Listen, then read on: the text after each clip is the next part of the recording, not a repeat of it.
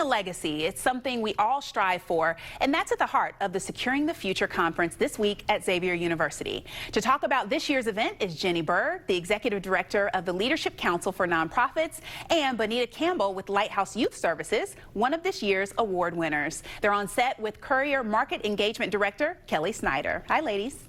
Hi. Thanks, Kyla. Jenny and Bonita, thanks so much for being here. So first question is for you, Jenny. This is the 20th year of Securing the Future, and I know that includes the Nonprofit Leadership Legacy Awards. Can you tell me a little bit about the awards and this year's honorees? Great. Well, this conference was started 20 years ago by a Leadership Cincinnati class, 24. And you happen to be a part of that class, right? No, I wasn't part of that class. I was a later class. But one of our committee members was part of that inaugural class, so she's remained a committee member for a long time. And we wanted the idea of bringing that legacy back to this conference, and specifically to start these inaugural Leadership Legacy Awards. And so we have 3 awards this year. One is we called an Inclusive Culture Award, which is Lighthouse Youth Services, which Bonita will tell you more about. And then the other one is a VUCA award, which stands for someone who has, an emerging leader who has vision and understanding and works with clarity and agility. And there's another one called the Visionary Board Leader Award. So we wanted to recognize some great nonprofit board members who have helped secure the future of the organization that they're serving. That's great.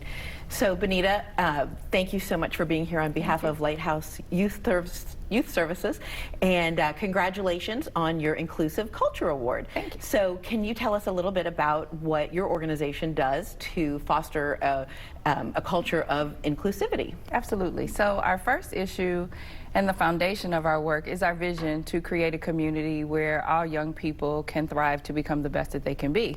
And so at the core of that is making sure that we have an inclusive and diverse environment. And so to do that, we ensure that our board and our staff are representative of the people, young people that we serve. And so we make sure that our board is also representative in terms of gender equity and a diverse population. And we make sure that they are competent also in representing those populations.